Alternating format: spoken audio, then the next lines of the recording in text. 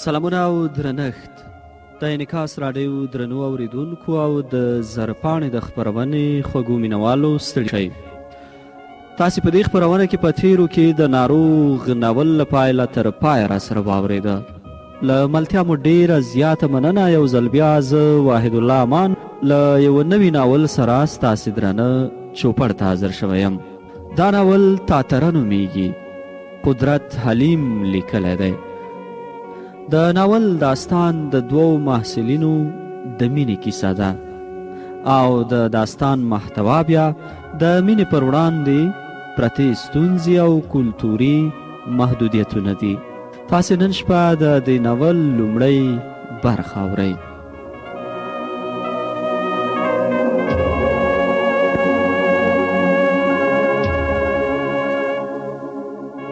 تاتره د کړکۍ پرده مې کش کړه. پر مخامخ غره د لمر شغلې لګېدلې وې. له ځان سره مې وویل دا دی د ښار برکت. په کلي کې به چې ملا الله اکبر وویل نیغ به په کټ کې کېناستم. له کړکۍ مې لاندې وکتل. پر نابلد ښار مې سترګې ولګېدې. هر وګړی راته نوی و، خو ما داسې احساس کوه لکه بیخي چې په دې ښار کې رالوی یم او هر وګړی ما په وار وار لیدلی دی. د اطاق ور مې کلف کړ. د هغه موټروان پوښتنې ته ورغلم چې د شپې دلته راوړی وم، خو د هوټل خدمتګار پر ماته ګوډه پښتو وویل ستاسې ډریور وختي رافت. پر مات سړک به یو یو څاڅکی لوېده. ورو ورو د سړک مخ پر لمدېدو و. د سړک پر غاړه بولاني پخوونکي ته ورغلم. سلام علیکم. ګرد جوړ کړی لرګی له خمبیره شوو وړو تیر کړ. پر ټیټ سر یې وویل علیکم. ماما پوهنتون ته ځم، له کوم ځایه لاړ شم؟ پر ټیټ سر یې وویل منه میفهمم مې چندان سر خلاص نه شو، خو د ماما له جدي رویې پوه شوم چې نه پوهیږي. څو قدمه مخکې مې پر بل سپین ږیري سترګې ولګېدې. په ګاډۍ کې تسبیح او مسواکونه خرڅول. د باران له څاڅکو نه یې په چترۍ ځان پټ کړی و. ده ته ور روان شوم. سلام علیکم. وعلیکم السلام. بچې له څاڅکو نه لږ را دې خوا شه. ته به وایې لکه زومګیرۍ ته راغلی. دا ساړه او ستا پر تن یوازې جامې، کورتۍ او واسکټ نه لري. شکر مې وویست. دلته خو داسې پښتانه مو اوسېږي چې پر پښتو غږېږي. نه بابا داسې خبره نه ده. زه په لومړي وار کابل ته راځم. پخوا نه وم راغلی. خبر نه وم چې دومره ساړه دې وي. خو مشره زه بیخي نابلد یم. اچانه چې پوښتنه وکړم له څېرې به پښتون ښکاري، خو پردري به غږېږي او پردري بیا زه نه پوهېږم. مشر بابا کټ کټ وخندل. نارې یې کړې تسبیح او مسواکونه واخلئ. تسبیح یې له بله واړولې. پر خپل ځای کېناست. ویې ویل چای څکې؟ نه زه پوهنتون ته ځم. د پوهنتون موټر له کومه ځایه ځي؟ بابا د شنه چې پیالې سره شونډه وجنګوله. مسک شو او ویې ویل 20 پوهنتونونه دي. کوم پوهنتون ته ځي؟ کابل پوهنتون ته. هغه مخامخ شین غوندې منار وینې چوک نومیږي. هلته چې ورسېدې د کوټې سنګي موټر نارې وهي. ټکسۍ ټونس او ښاري بسونه ځي. کېنه پکې او لاړ شه. مننه مشره. څو قدمه مې لا نه و اخیستې چې تسبیح خرڅونکي راپسې غږ کړ هلکه که په ښاري بس کې تلې نو په جیبونو دې پام کوه. کوم ځای به چې ستا پراته نو د بس کلینر به نارې کړې. ځینې به یې کوز کړل او ځینې به یې پورته کړل. زه بیخي د کلینر خولې ته ځیر وم چې د پوهنتون غږ وکړي او کوز شم. کلینر بیا نارې کړې تحصیلات عالی. نور نو زما وسیله ختمه شوه. ډارېدم هسې نه په پوهنتون تیر نه یي. لاربندي ځای ځای سټاپونه او بل خوا هر لوری نوی و. ما داسې انګېرله چې بیخي د ساعتو لار دې وهلې ده. څنګ کې مې ناز ځوان وپوښت کابل پوهنتون چیرې دی؟ چند قدم پیش است. د ځوان پر خبره پوه نه شوم. غوښتل مې بیا ورته خپله خبره تکرار کړم، خو هغې پورې مې غږ واورېد پوهنتون. د بس نه هلکان او نجونې کوز شول او پر مخامخ لویه دروازه ور ننوتل. ما هم د دوی شا ونیوه او له دوی وروسته د پوهنتون پر دروازه ورننوتم.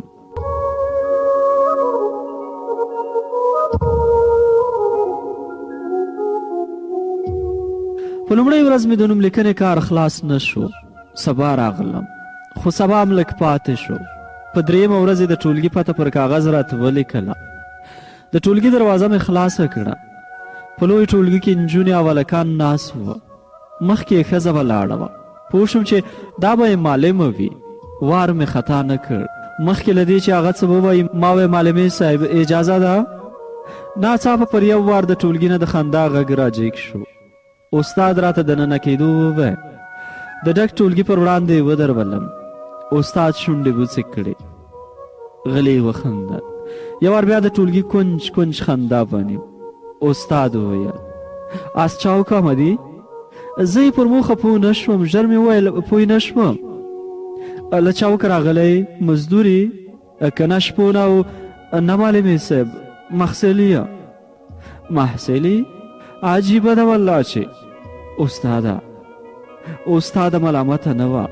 زما غټ خوستی په کول، جامې مې هم لکه د غره د شپونکي، بوټونه له چکړو ډک، ټول سره ګډ وډ وه. استاد راته د کېناستو اجازه راکړه. د ټولګي په وروستۍ برخه کې خالي څوکۍ ولا ناست نه وم چې استاد وویل ګوره د پوهنتون او مکتب په معلمانو کې فرق دی. په مکتب کې ورته معلم او پوهنتون کې استاد وایي. د درس به مو 3 اونۍ تېرې وې، خو زما فکر او کردارونه اوس هم کلي ته پاتې ول. که پوهنتون کې به نجونې راباندې راغلې خامخا به مې لاره ورته پرېښوده. که له ونې سره به جنګېدم، که پر دیوال به ورسم شوم، پروا به مې نه کوله. ټولګي ته به چې ننوتم نو کتل به مې د ټولګي چت ته او روان به پر ځمکه به. ته خبرې یې په ټولګي کې مې د څنګ ملګري سره ولې چندان جوړه نه وه، ځکه دی پښتون وه، خو په پتلون کې به راته.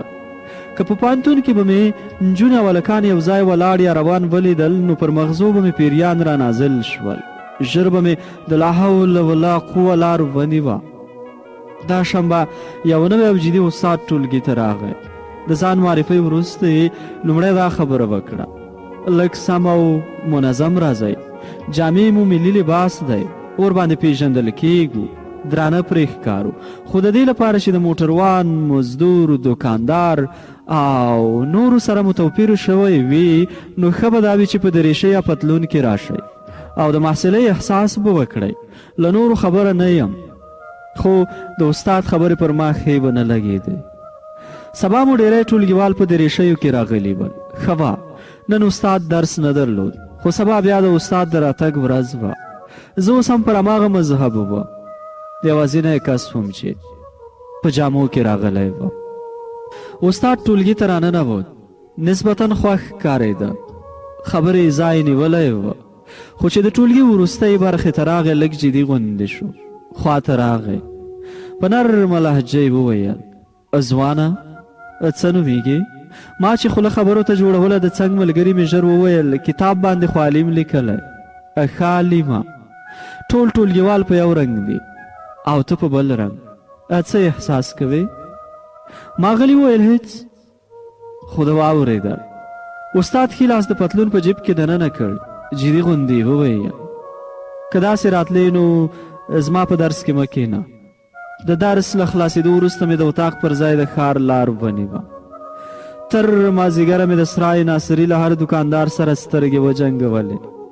سهار مې ځان د محصل غوندې جوړ کړ، خو د قرآن وهلې نیکټایي د جوړېدو چل نه راته. یارو باور دې وشه 14 وارې به مې خلاص او جوړه کړې وي، خو دا کافر شی ساز نه شو. له بل هنر مې کار واخیست.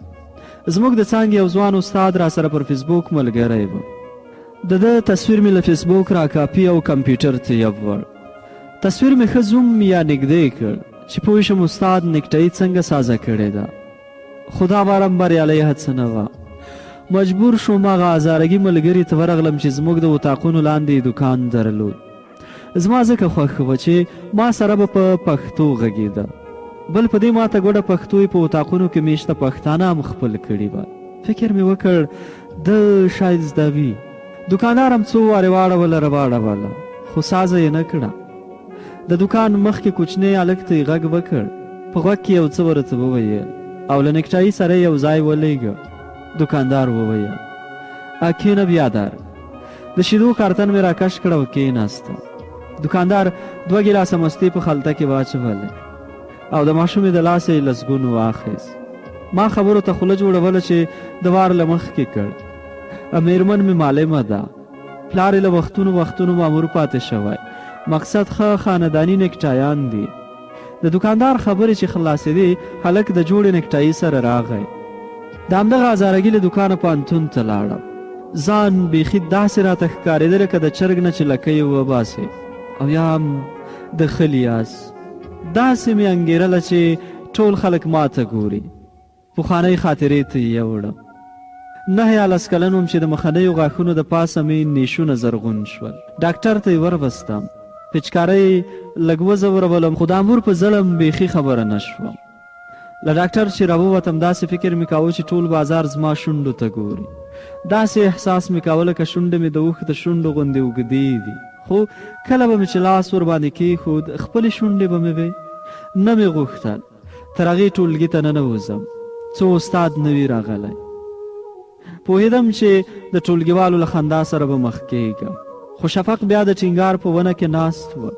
په زوره یې ټولګي ته بوتلم. رښتیا انګېرنه مې سمه وه. په مخ کې څوکۍ کې ناستې جنۍ په بوڅو شونډو وویل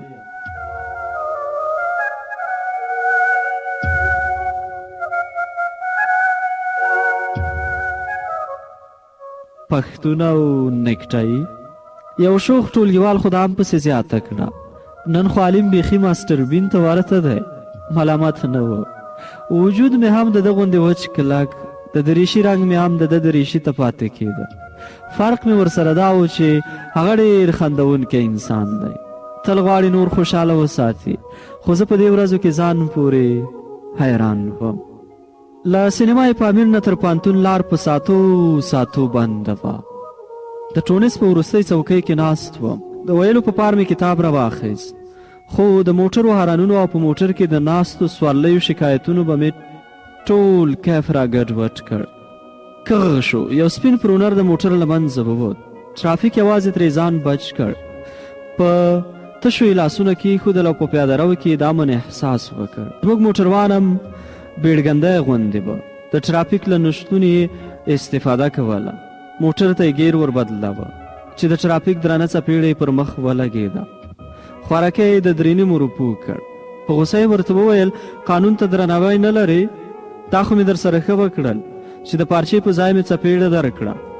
ترافیک نور هم څه ویل چې د موټروان په خوا کې سپین ږیري د ترافیک د خولې خبره واخیسته. قانون؟ د څه شي قانون؟ اوس نږدې و چې پر موټر یې مردار کړی وی. هغې لپاره قانون نه و.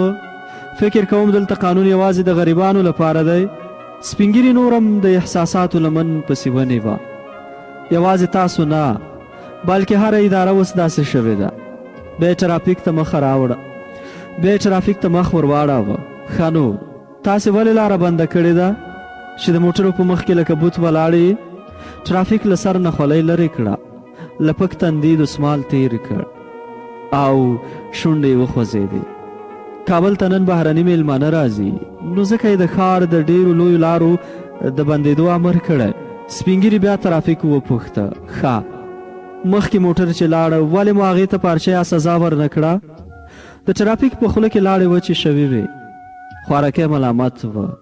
سر یې ټیټ کړ. ویې ویل شاید چې د رئیس او یا به د وکیل زوی وي، ګنې بل څوک داسې کولی شي.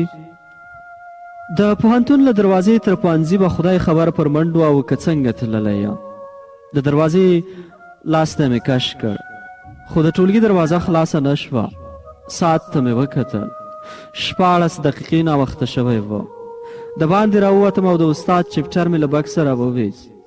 موبایل مې وشرنګېده. چې راومې ایست د شفق زنګ و. شفق مو ټولګیوال دی، اصلا د پروان دی، خو په مزار کې اوسیږي. لویه حوصله لري. د زړه خبرې به مې یوازې دته کولې او بلې د دري په مضمونونو کې راسره مرسته هم کوله. پوه شوم چې استاد له ټولګي وتلی. چپټر مې په بکس کې واچوه او ټولګي ته روان شوم. په ټولګي کې محصلین په ویره کې ول. چا به ویل زما موضوع نه پیدا کېږي، چا به ویل زه یې لیکلی نه شم، چا به ویل څنګه یې ولیکم او چا به څه ویل. د معمول په څیر مې د ټولګي وروستي کونج ته ځان ورسوه او د شفق په خوا کې کېناستم. له جوړ په خیر وروسته ولې ټولګیوال دوه درې ولاړه ویرونه کوي؟ شفق د ټلیفون په سکرین کې سترګې خښې کړې وې. له ځان سره یې وخندل. شاید په مسنجر کې به یې له کوم ټوکي سره چټ کاوه. مخکې له دې چې د ده له خولې څه واورم، نری غږ مې تر غوږ شو. سلام. په رېږدېدلي غږ مې وویل او وعلیکم سلام. سپینه پاڼه یې د میز پر سر کېښوه. ویې ویل ته هم ناوخته وې او زه هم. دې کې زما او ستا موضوع ده. ماخذونه یې پیدا کړه، بیا به په شریکه کار ورباندې وکړو. پاڼه مې راواخیسته. په بل مخ یې لیکلي ول موضوع د ژبې او ادب اړیکه. لاندې ورسره د استاد لاسلیک و. شفق چې له مسنجر وزګار شو نو ویې ویل ښه لیما تا څه ویل؟ نه یارو ما خو څه نه وی. زما په لاس کې یې پاڼه ولیده. په بیړه یې وویل موضوع دې واخیسته؟ هو. چا سره؟ هغې سره. هغه؟ اوهو هغه چې په مخ کې کتار کې کینی څه نومیږي؟ داسې ښه نوم یې دی. ښه نن چې استاد له ټولګي وویسته؟ له ټولګي وویسته؟ هو زنګ پسې راغی. استاد ویلي ول د درس په وخت کې مو موبایل بند ساتئ. ښه ما ته خو یې وویل چې ناوخته راغله. شفق په خندا وویل د هندو په کور کې قرآن؟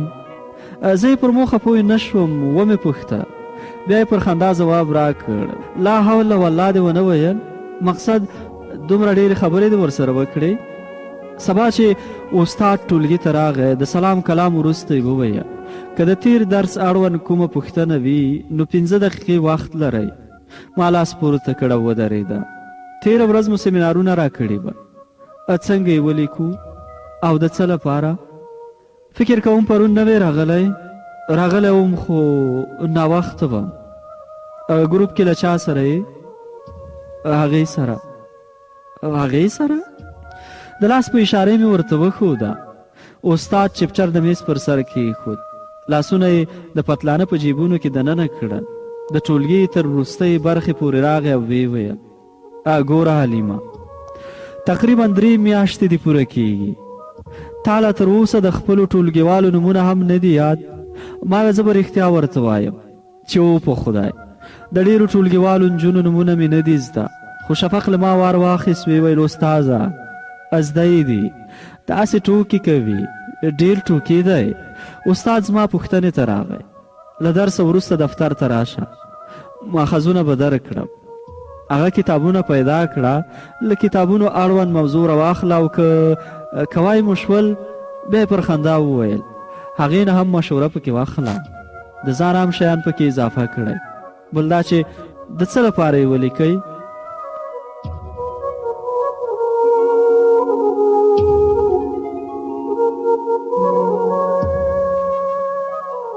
یو خو به تاسې له تحقیق سره بلد شئ، لیکنې به کوای شئ. بل په راتلونکي کې به د مونوګرافونو او تیزیسونو سره کومه ستونزه نه لرئ. نور هم پسې زیاته کړه. نثر ته په پښتو کې کم کار شوی دی. کوښښ وکړئ مقالې ولیکئ. دا سیمینارونه به مو د نثر لیکلو پر هنر پوه کړي. ګروپي کار مې ځکه درکړ چې یو له بله مشورې واخلئ. له دې وروسته مو کوم شعر، لنډه کیسه، مقاله لیکل نو د خپلو ټولګیوالو نظر ورباندې اخلئ. استاد په لاس کې ساعت ته وکتل او ویې ویل 15 دقیقې پوره شوې. خو یوه خبره ډېره اړینه ده، هغه دا چې تاسو د کتابونو لوستلو او یو بل ته د ورکولو دود رامنځته کړئ. که کوم کتاب مو ولوست نو په المارۍ کې یې مه کولفوئ، خپل ملګري او ټولګیوال ته یې ورکړئ تر څو هغه هم ولولي. پر پوښتنو مې سروش کتاب پلورنځی پیدا کړ. له ښه مرغه د سیمینار ډېری ماخذونه مې وموندل. سبا مو لومړی درسي ساعت خالي و. ما او هغې د لارښود استاد ور وټکاوه، بند و. دواړه لکه بوتان د استاد دفتر مخې ته ودرېدو. شیبه وروسته استاد راغی، په خندا یې وویل حلیم او هغه داسې ښکاري لکه د پوتیفار د دروازې ساتونکي. هغې خبرو ته خوله جوړوله چې ما وار مخکې کړ. استاد ساعت مو خالي و، تاسو نه لارښوونه اخلو. استاد کلي د دروازې په کلف کې تاو کړه. ګرمه هوا مې پر مخ ولګېده. پر مسکو شونډو یې وویل د کابل ژمي ته به توبې وباسي او اوړی د ملتان د اوړي ناسکنی ورور دی. د کړکۍ پرده باد ورو ورو رپوله او د کړکۍ له پلې سره به لګېده. استاد د دفتر ټلیفون غوږ ته یې وړ. شیبه وروسته د شنه چي پیاله د میز پر سر ایښې وه. استاد د خپلې څوکۍ پر ځای موږ ته پر مخامخ څوکۍ کېناست. پر مهربانه لهجه یې وویل کار به مو ګروپي وي، عمومي کتابتون ته مو تګ هم اړین دی. ښه ماخذونه ورته پیدا کوی شئ؟ زه به مو هر وخت تر څانګې یم. له څانګې نه تر کتابتونه غځېدلې لار مو پر خاموشۍ لنډوله.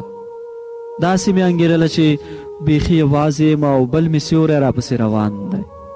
تر ډېره مې د یوازیتوب احساس کوه، خو دا خاموشي تر کتابتونه پاتې نه شوه. هغه بریالی شو او د خاموشۍ جګړې ته یې ماتې ورکړه. ورو یې وویل ادبیات دې د خوښې پوهنځی و؟ لنډ ځواب مې ورکړ اهو.